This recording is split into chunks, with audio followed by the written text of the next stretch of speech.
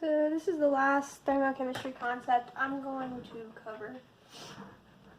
It's about Hess's law and enthalpy of formation type problems. So we did delta H reaction, or the enthalpy associated with a reaction, for calorimeters. Now we're going to move on to just doing it straight for chemical equations. These are the equations that you really need to use for finding your delta H or your enthalpy for these types of problems dealing with Hess's law. Delta H is path independent, so that means that it doesn't matter which path you take, you'll get the same delta H regardless. So that's something that you kind of need to remember. They might ask you a conceptual question about that. They will give you these two equations here on the exam. So you don't have to memorize them, but know how to use them. You want to use these rules here when you add equations for chemical reactions dealing with delta H. So if they ask you to find delta H reaction of an equation and they give you a whole bunch of equations, you need to be able to manipulate those equations so you can get the equation that you want. So name of the game is, if your reaction flips, the delta H reaction sign flips. So if it was positive before you flip the reaction, after you flip the reaction, it will be negative. The second one is if the reaction is multiplied by a coefficient x, delta H reaction is multiplied by that same coefficient x. So if you multiply the reaction by 2 or 3, the delta H is also multiplied by 2 or 3. And then the third thing is, if the chemical equation can be expressed as the sum of other chemical equations, so can its delta H reaction, and it'll be expressed as the sum of the delta H's of those other chemical equations. The fourth thing that you need to remember, once again with that sign convention, delta H reaction is negative. That's an exothermic process, and if it's positive, it is an endothermic process. So this is releasing energy, or thermal energy. This is gaining thermal energy. Let's do an example. So find delta H reaction of this equation if you're given these three equations and these three delta H reactions. So this is what I was talking about before. If you're going to add the chemical equations so that you can get the desired equation you want, you're going to have to manipulate your equations and your delta H reactions to get you what you want. So from these three equations, we're going to need to flip them around and multiply them to make it look like this equation here.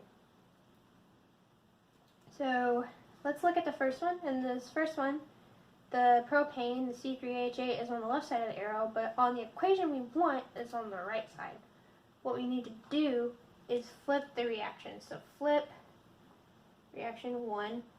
This will in turn flip the delta H 1 reaction. So now that will be positive 2043 kilojoules. This will be the new reaction.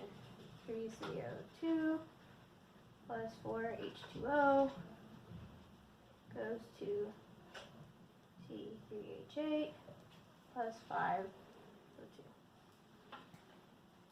If we look at the second part, okay, it's fine. We don't have to flip the reaction because the carbon is on the left side of the reaction we want and is also on the left side in this reaction, but there's 3 carbons in the reaction we want. So we need to multiply the second reaction by 3. So multiply reaction 2 by 3.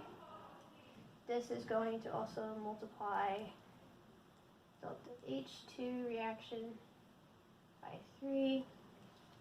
So we'll get negative 1180.5 kilojoules as the new delta H reaction for the reaction 2, and it'll look like this now.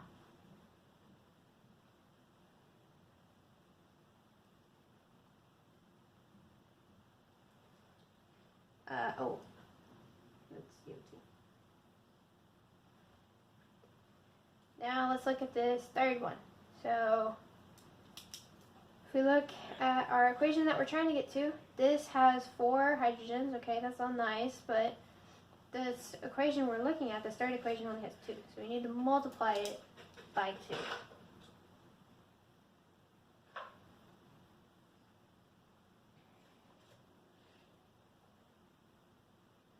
Therefore, we also have to multiply delta H3 reaction by 2.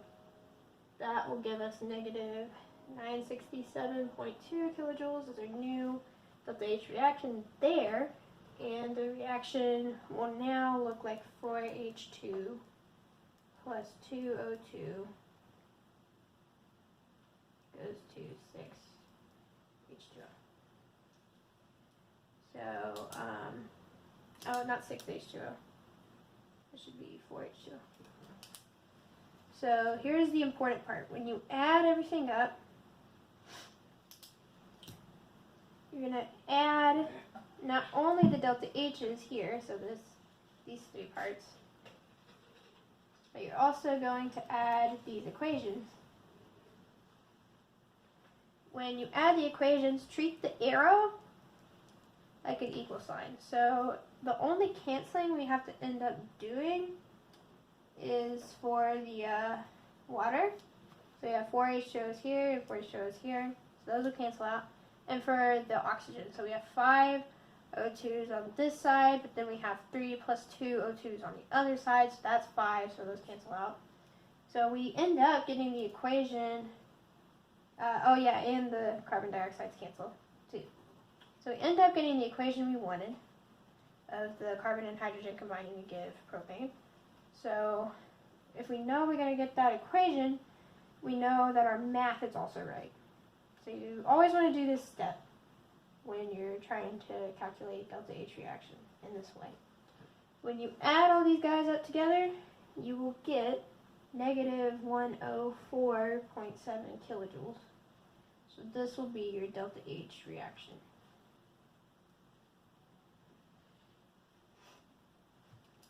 Now let's do another example. Calculate delta H reaction for the combustion of methane, so that's CH4. And this is the reaction here. This is a 2, that's a 2, this is water, this is oxygen. Using bond energy. So the bond energies for different types of bonds are listed in table 9.3 in your book. But when you're doing these types of problems, you're going to do 3 steps. So the first step is to write your equation, almost like a Lewis structure equation. So when you're drawing your Lewis structure type equation, this is what you're going to end up getting. I'm not going to put dots just to save time.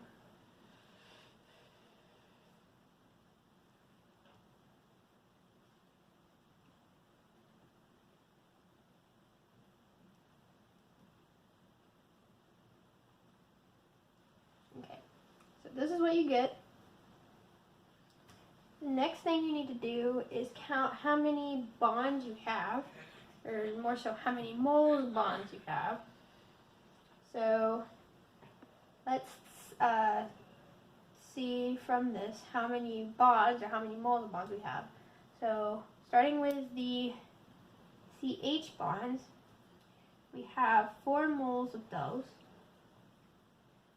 For finding the energy associated with that, we have 4 moles, and we look in the table, we can see that a CH bond has 414 kilojoules per mole of energy. So this will be 1656 kilojoules. We're going to do the same thing for the O double bond, the CO double bond, and then the OH bond. So we have our O double bond. There are 2 moles of those. So 2 moles times the energy associated with that from the table is 498 kilojoules per mole. And that will give us 996 kilojoules. We're also going to do it for the C double O. So there's 2 of those, therefore we have 2 moles. 2 moles times the 799 kilojoules per mole. This is listed as an asterisk in your table. This will give us 1598 kilojoules. And then if we do it for the OH, we have 2 per water molecule. So in total we have 1, 2, 3, 4 moles of those bonds. 4 moles multiplied by 464, the value associated with a OH bond, will give you 1856 kilojoules. So the third step with these types of problems is you need to identify bonds broken and formed. And then from that, you need to figure out delta H reaction based on this equation right here. So let's do that. Our CH and our double O bonds are broken.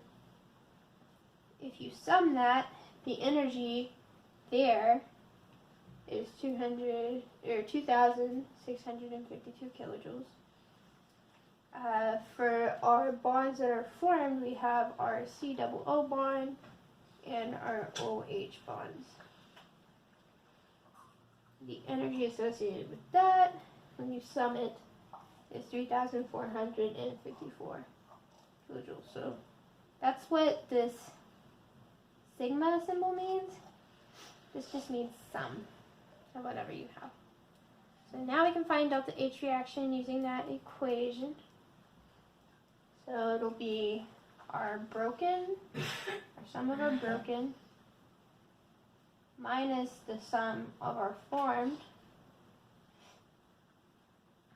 and we will get negative 802 kilojoules as our delta H reaction.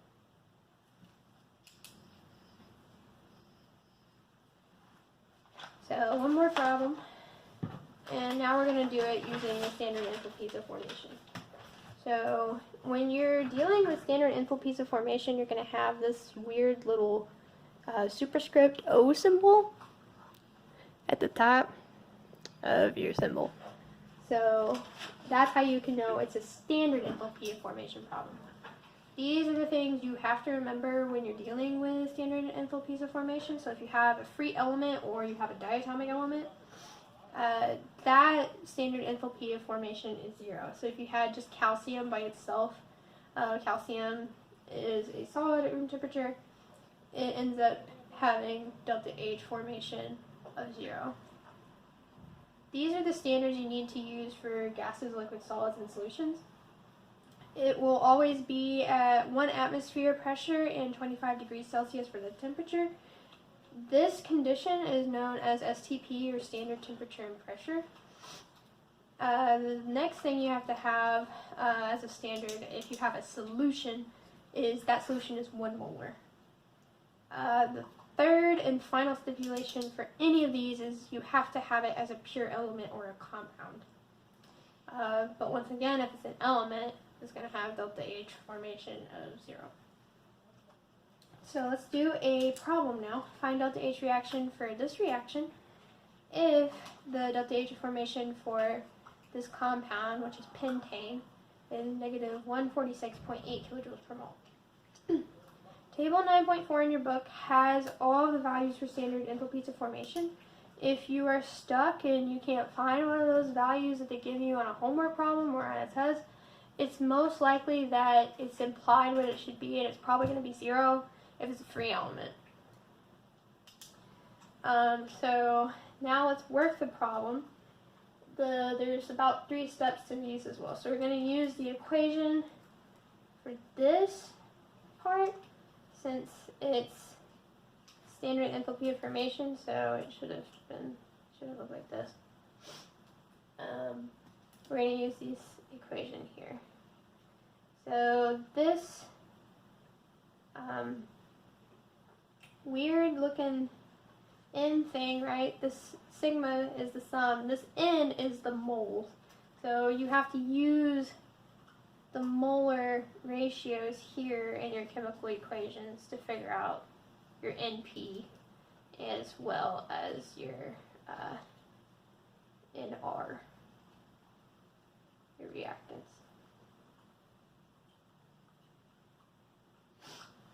So let's do this first step and identify what our actual formation, our standard enthalpies of formation need to be. So they give it to us for the pentane. Just a side note, your state matters when you're trying to figure out your enthalpies of formation. So probably the most important thing you need to check is with water, because water can be different depending on whether it's a gas or whether it's a liquid. So they give it to us for the pentane. They don't give it to us for oxygen necessarily, but they do in the table. Even if they did it, it's 0 kilojoules per mole because it's a free element. It's in its standard state. For the third one, let's do it for CO2 gas. That's going to be negative 393.5 kilojoules per mole. And for the fourth one, water in its gaseous form has a standard enthalpy of formation of 241.8 kilojoules per mole. So that's the first step. Second step is to identify your reactants and products.